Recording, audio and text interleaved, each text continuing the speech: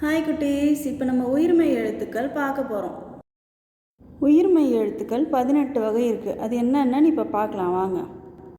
நான் ஒரு எழுத்தாக சொல்கிறேன், என் கூடவே சேர்ந்து சொல்லுங்கள், ஓகேவா? க, ங, ச, ஞ, ட, ந, த, ந, ப, ம, ய, ர,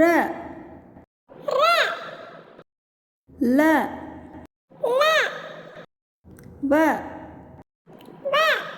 ழ, ல,